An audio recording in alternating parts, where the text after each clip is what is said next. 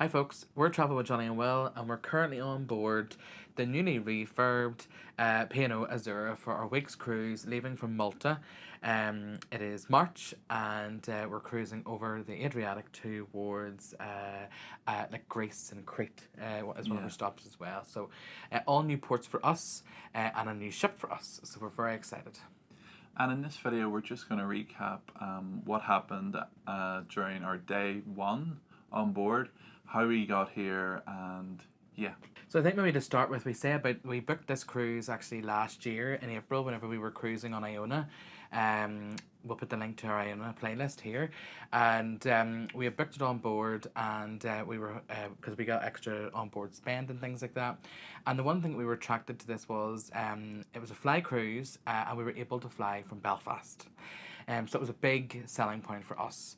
And it was our first time, it would be our first time then as well, doing a P&O fly cruise. Mm-hmm. So we were interested to sort of see how P&O differ from Marella. And for our viewers who watch our channel, they know we absolutely love Marella. So that's why we booked this cruise. Yeah. So the first major difference, so when we got to the airport, we flew from Belfast City Airport. And the first difference was that we were going to then fly to London Heathrow and then transfer into a different plane. So we went to check in, all was going fairly smoothly, and then she gave us the boarding card for the Belfast to Heathrow, and then we also got the boarding card for Heathrow to Valletta, to Malta. However, we were on our way to security, and I'd noticed that our seats weren't together.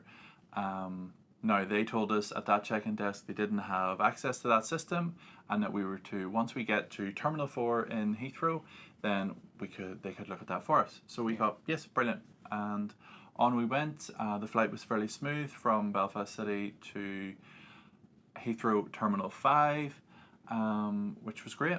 Yeah. So once we got there, we were sort of told in Belfast that it could be sorted in Heathrow. But whenever you change terminals, you kind of are like, you don't leave one terminal then sort of come in the front door of the next terminal. No. Because obviously we took the shuttle bus from A to B, and or I should say 5 to 4, and basically you're sort of nearly brought in a different entrance and a smaller security room. But don't worry about like the transfer from Terminal 5 to 4. As soon as you get off your plane, if you're a connecting passenger, you follow the purple signs for transfers, and it's very well signposted. So there was Terminal 2, 3, and 4. And we just followed the signs for Terminal 4 and hopped on that bus. You couldn't really go wrong. You couldn't go wrong, and there's plenty of staff to help around there. So but whenever we got into the other terminal and went through security, there was an airline service desk, but I think they did every other airline that terminal did apart from Air Malta. Yes. So there was nobody for us to speak to, and the one lady we did speak to at one of the information desks just in the terminal, they says, "Oh, go to the gate."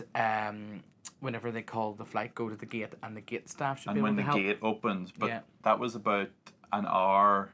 We still had an hour to wait until our gate was shown. Now, it was shown early, but I think you were very much of the sense that we want to tell somebody now so we can get our seats changed. Yeah. And I know some people were thinking, well, look, does it matter that you aren't sitting together? Well, yeah, because it's our holiday that we paid for, and if I didn't want to come on holiday with him, well, then I wouldn't come on holiday with him, and there would be no channel.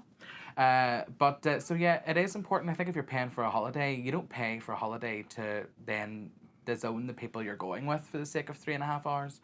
So it does matter to us anyway. So the gate did open. It opened about 20 minutes before 10:40. It said 10:40 in the screen, but I think we were walking over to it by like 22 minutes past. And we went straight over to the lady and we said, our seats aren't together. Can we look at this? And basically, the first excuse was that the computers were still like setting up, and then she would get us over to look at it. Then when we came over again, we were told actually the flight was oversold and we wouldn't be able to get seats together because we were both put in middle seats on different rows. So that probably meant that, all those other another thing was and they had also moved people from economy into business class, and I actually then had sort of said, well, can we pay for business class? Thinking if there was room in business class, we would pay the extra, or shove the people out of business class They got upgraded to from economy. Yeah, and put us in business class that we're willing to pay for. But it was just a no-go, which was disappointing. I'm probably glad, though, in a way, that we didn't pay for business class. Not that I'm sure it could have been much more, because, like... Well, business class was a row of 3, and they only sold the window seat and aisle seat and kept the middle seat free. That was business class. And then they got an extra meal, I think, or something. But as well as that, then we got called back up to the desk because they needed to, like, reprint our boarding pass onto... So it was like a red colour boarding pass. Then, and everybody then had to do this. Even if people had checked in online, they had to go up and get a new boarding pass. Or for the likes of us who had received a checked-in boarding pass from the airport they were travelling from. And we couldn't check in for this flight online. We checked in for our flight with BA, and we got our seats together, not a problem, because we picked them. But we couldn't even do that because of the way P&O booked the flight. So, yeah. So and then, so after that, we were called up a third time to the desk over the tannoy, can passenger young cook, and it was to do with the transfer of the luggage. They wanted to make sure our luggage was transferred from that flight from Belfast. And it just really gave off bad vibes, and because at one point whenever the girl went to take our old boarding cards, she didn't twig that on the back. I was like, but we need those because our luggage tickets are on it. And she was like, oh yeah. You know, and I'm just kind of like, you know, is this lady's first day or something? Because if that's the case, she should have somebody with her. But it just did not give us good vibes at all, that we couldn't get speaking to anybody. We couldn't get, obviously, seats changed. The flight was oversold. Whole hullabaloo with our boarding passes, luggage, and all the rest of it. And it just is not a nice start to your holiday. No, it wasn't great. Now, I'm so glad we didn't pay, as I said before, for the business class, because I have never been on an aircraft like this in my life. I actually think... It wasn't that bad. No, it was. I actually think the planes that I travelled on as a kid from Belfast to the Isle of Man or Blackpool, whenever Blackpool had an airport that commercial flights went into, were probably better quality. I was stuck on this row. I felt as if my seat pushed me forward, so my back felt broke. There was an aisle curtain that separated us. You were the first row of economy, and then the next row was business. And when this aisle curtain was pulled across, it was full of dust. It was fusty, and I actually sort of thought, oh my God, if I could get my antihistamines out of my bag, I'm going to need one. It was a horrible flight, and actually, I wish. If it wasn't for the fact that the seats were so tight, I kind of wish I had more room to take a photo because the seats were stinking. Where I was anyway. Then I got water poured over me by the guy sitting next to me who doesn't seem to know what a lid for a bottle does. Do you know what I mean? And so, yeah, I had the worst 3.5 hours of my life. Plus, we also were stuck on the runway because the flight was late leaving. Yeah, it was late leaving. Yeah. So, yeah, for me, I was seat 14B, ended up in 14E because a couple sat together. They clearly didn't buy the seats together and they just chose to sit. So, yeah, after all the fuss about the seats, and then I ended up not even sitting in my actual seat. I know, and that's sort of what I'm sort of saying too. Like, realistically, for other people, it seemed like a free-for-all. Yeah. And then there was some kid running up the middle of the aisle and stuff whenever we were all trying to get onto the plane. What his parents were doing, I don't know. But anyway, it was just horrific. I really felt as if it was like cattle class. Your dad's old cattle probably were treated better, I feel. So when we came out, we went and got our luggage, and it was quite again. This was sort of a bit panicky and confusing because obviously we read a lot of things in Facebook. Well, I read a lot of things in Facebook groups, and people were saying about how luggage is taken straight to the ship and things like that. We've learned from a recent cruise that we did where passengers thought that the luggage was taken to the ship, didn't go to the carousel, and therefore didn't get their luggage. So I would rather be standing at the carousel and the coach be waiting on me than not having my luggage. So, and top tip, I don't know whether you do this or not, but obviously whenever we're packing our cases, half of my clothes goes in my own case, half of my clothes goes in Will's, and vice versa. In case one gets lost. At least if one gets lost, we're not running around in the same clothes all the time. No, P&O did have good signage in the baggage hall to say... if you're on a TUI flight, yes, don't collect your luggage. It will go straight to the ship. But if you weren't... However, we were not on a trade air flight. cattle class. So, Yeah, that one. Yeah. And it said we had to lift our luggage from the Yeah. carousel and take it with us to the bus. Yeah. So after we had lifted our luggage, which there was a bit of a wait between the luggage coming out, but lifted our luggage anyway, and Maybe the cows had to get out of the hold first. that was it, yeah. And basically there was P&O staff everywhere, Aye, all there the was, it was way good, out. yeah. Like you couldn't, it was, each person just said, go to the next person in the you know. And even in if the- they didn't speak to you, they were holding like a lollipop with like an arrow. pointing it, yeah. So yeah. So you could not have got confused in that airport. Yeah. The only thing you could have done was forget your bag and then for them to tell you to go get it, Yeah. which would have been 100%. no big deal. Yeah. And actually then when we got to the bus, we had to get our luggage tags put on. The lady stapled them for us and they were taken in a van actually. And then the bus left pretty quick after about 5 minutes after we got on. And then it was a very short transfer, about 10 minutes to get to the port of the cruise port here in Valletta. So once we got here, it was really smooth in terms of the check-in process. Obviously on the website you check in online and you get like a printed boarding pass. So literally we just went in to the desk. The lady took the boarding passes off us. She took a photo of our passports, stamped them saying okay to board, and away we were to security. And that was the sheet that we needed to, the ship boarding pass that we needed to show then in order to get Scan scanned on. in at security on the ship. But of course, on the way to the ship, we had to stop and get some nice ship selfies, which in Malta are quite easy to get because of the way it's set up.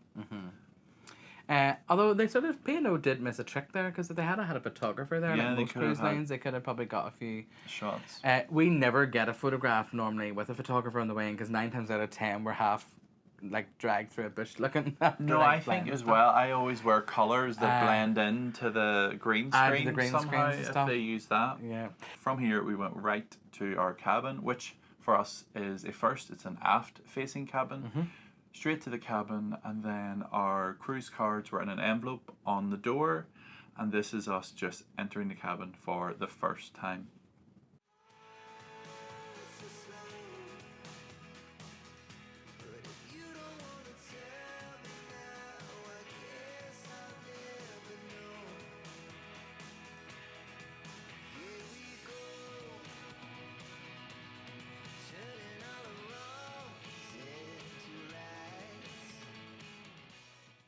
So first impressions of the cabin, we obviously do have a full cabin tour and review, which we'll link here, but we do film that when we've been on board for near enough the full week.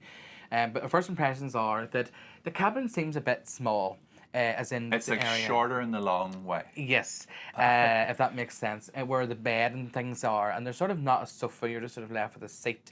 But there is like a walk-in wardrobe area. Yeah. So again, you can use that for sort of getting changed and stuff.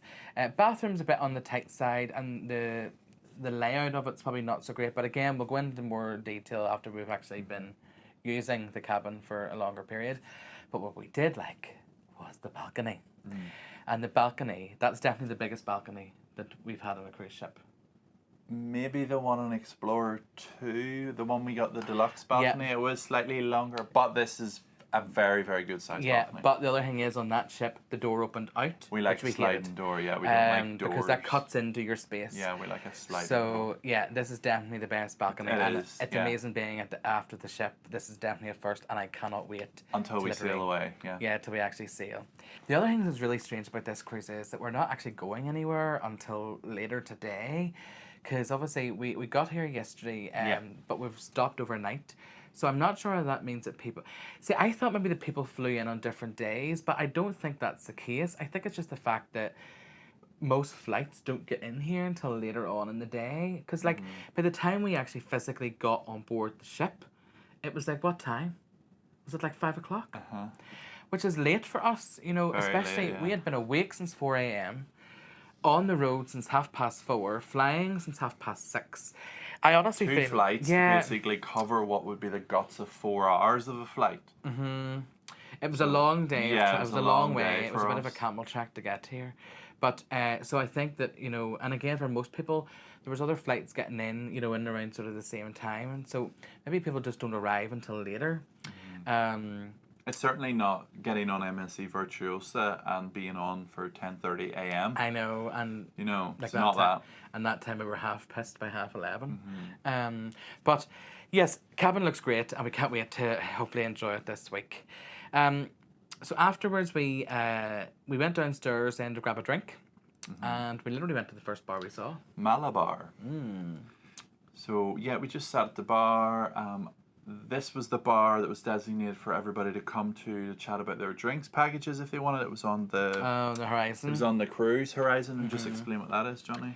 Yeah, so this is like a little newsletter that you get in your cabin each day, and it sort of tells you like what offers there is, port information, Opening times, the opening times of the full restaurants, schedule of events. Yep. On board. So it's very handy, and we do like paper copies yeah. because sometimes we just fold these and put them in our pockets. And then this is the cruise card, which is the thing that we collected at our cabin door, and this will allow us to get on board into our cabin. Also, you need to carry it with you at all times to get on and off, and you use this as your form of currency on board. So when you're getting a drink, you go into the shop, this is what you present. Now, as well as this is about going to that bar if you wanted your drinks package, we pre-purchased our drinks package. Now, we did a fly move with this one because we got an email through to say that the drinks pack, or that we learnt, sorry, I think it was an email, or we had heard that all the drinks packages were going up in price. So even though we booked this last April, I literally purchased our drinks package last April because I wanted to pay the lower price, which I think it was like about £3 less, but that's about 44 quid or 42 quid for the week. Now, we only got the refresh package, which is only really for draft soft drinks. The reason why is that because this is new ports for us, we're going to be off the ship every day. So we've only 2 sea days that we'll probably actually have alcoholic beverages. And we don't during the really day. like drink during the day, really. No, we try, obviously because we like to travel a lot, we sort of need to think about our liver, and our health. So yeah, we don't really drink a huge pile during the day. We maybe have a couple on a sea day, but the prices of drinks here seem to be quite reasonable in that what you would sort of pay for like a pint or something back home. They're not really extortionate. Yeah, so we sat at the bar at Malabar, and well, we did have a drink then. I had a beer, and you had a gin and lemonade, and then I think was it not the party band, it was the orchestra. The orchestra came on. The Azura Orchestra set up and started playing some tunes, so it was nice sitting in there for a bit. So we also went then to the atrium where reception is. We wanted to, we had 2 things to sort. We'd prepaid for an internet package, and also I had purchased a birthday celebration package for Will because his birthday is when we're on this cruise.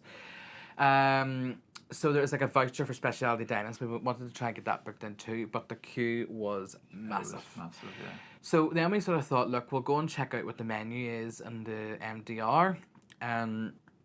By that point, but whenever we had left the cabin, our baggage hadn't arrived.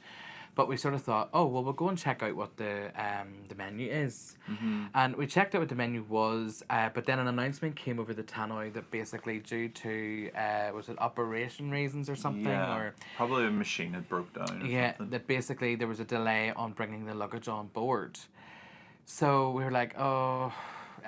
we sort of didn't feel dressed enough to go for dinner. I was literally wearing this, so I didn't want to go in this. And I was wearing this, and like I have a pair of like sort of jogging bottoms, tracky bottoms on, and you know it's okay for the comfort of traveling, but not well. Just in our opinion, we wouldn't wear that going out for a meal at night back home, so we wouldn't wear it on a cruise ship going out. It actually does say in the Horizon. Oh yeah, I read that. Do not. It says here. Let me just read it. Tracksuit bottoms left. You in can the bring hanger. out your best shirt.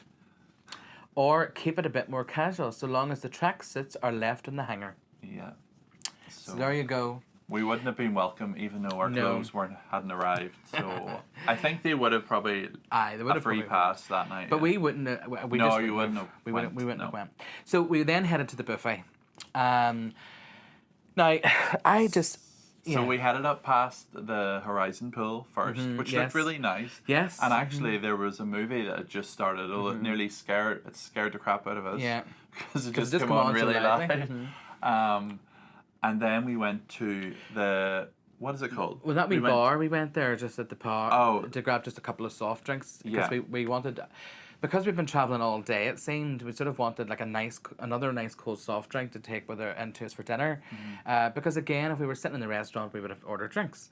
So we went in. Yes, to the Venezia Yes. buffet Buffet restaurant. restaurant, yeah. And it was packed. There was hardly a seat in that part. So I thought if we walked across the buffet where the food is, there was more seats on the other But side. you couldn't get across there. Could you not get across there? Right. Well, anyway, I didn't know that, but I was trying to explain myself to this guy who was standing with his alcohol gel, and he says, "Oh, you can't take your drinks over there," and I'm like, As in, so there was the seating and the corridor, and then there was purely all the food stations in this one section. Yeah. And you weren't allowed your drinks in that. Your drinks had to stay with But the seating. I was trying to explain myself, To go going, over to the is there other not side. seats over there that I can go and That sit wasn't on? open yet. But it wasn't opened. So, but my point was, how do I get from this side to that side with this drink in my hand She to get a can't. table? Yeah. But you can't. And I'm like, oh, he's like, just. So then he was like, leave it here. And then he was like, leave it over there where the drink station was. I'm like, no, I paid for this. I'm not leaving it over there. Yeah, for someone to... For someone to lift or even throw out, you know. So yeah, I just sort of thought, oh, you know, this is a nightmare. You know, we can't get a seat. All I want is to sit my ass down and have dinner, and it's literally with my Pepsi. Do you know what I mean?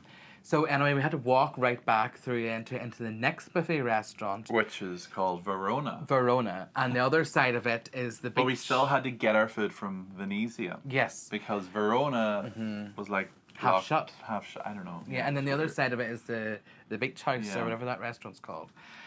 But the food itself yes. was really nice. Food We itself was- both had yeah. a salad. I had a little bit of hummus of mine. I had the Waldorf salad, which had pears in it. That was food was really really nice, nice. yeah. And they had that lovely purple coleslaw. And then for my main, I had the bang bang chicken, and I just had chips with it. There was also white rice. I had rice and chips with it, yeah. And could not fault this food. And there was a roast and mash and roast potatoes, which looked amazing too, but the queue was for that was too long, so we Yeah, decided to there stop for was the- a whole host of other stuff, and I'll put in some footage here now. Then to finish off, I just had some cheese and crackers, and then I actually did have digestive with two digestives and butter in between. To be fair, it looked like a block of cheese you had in between it. It was I so actually, nice. but I ended up then having the sticky toffee pudding with vanilla sauce, but it was too nice. I forgot to take a photograph of it. Yeah, you did. And only just as soon as you set it down with the spoon, I'm like starting to eat it. It was really nice. But actually, during dinner, because we had been up since 4 and we were traveling and been on 2 flights, I was about to fall asleep. Like our eyes were closing. After that, we just came back to the cabin because, well, P&O is a bit more fussier about their dress codes in some cruise lines, and we know that in the evening time after 6 o'clock, guests are expected to go and get changed out of like their sportswear or beachwear or whatever. So we wouldn't have felt comfortable going to a bar. So we literally just came back to the cabin around 8 o'clock, and our bags had just been Had delivered. arrived, yeah. At that point. So at that point, we were sort of tired. We came into the room and we sort of thought, well, we start unpacking. And obviously, we were full up after a meal. And we, No, sort of, yeah, we weren't ready to unpack. we weren't ready to unpack. I We was needed to sort ready of to get settle in the ourselves. bed, and Yeah. that's what I did. Yeah, so a bit of a dull night, really, for us. But we sort of really needed it, I think, to recharge because... Plus, the other reason I feel that we didn't go out is because there was no show on. Yeah. Do you know, there was no... If there was a... If there was a there production was- show. Yeah, production show Yeah, if there's on. there's that I nothing. think we would have made the effort to go out, but there wasn't, so I felt very much... I need to sleep. And There's I need nothing to for us to refresh see, myself. so Yeah. therefore we just need to So- get refreshed and sleep. And we did. We literally came back to the cabin and chilled for a bit, and like you were literally sleeping by I think it was like 9. Yeah, it was out. Yeah, but I think we needed it though because, like I say, we had been so busy, and like for people that watch our channel, they know us. Obviously, I own my own business. Will's an engineer, and literally the week that we come on holiday, everything seems to happen, and we seem to have all these deadlines that crop out of nowhere. So we were super busy. We'd had a couple of late nights before we came away. Literally 4.5 hours sleep, then all the traveling. So I think we just needed to like Stop. rest and stop. Yeah, stop. And the other reason why I'm sort of glad we did it was because this morning we're still in Valletta and we wanted to get up early and off the ship. So I was up at like 7:30. yeah, it was great. So- We felt superb this morning. Yeah. So that is our recap of our day one on board P&O Azura. And all the mishaps. And all the mishaps. So if you've liked this video, please consider giving us a thumbs up down below. And don't forget to click subscribe and hit the bell so you're notified of our next video. Thank you so much for watching. Bye. Bye.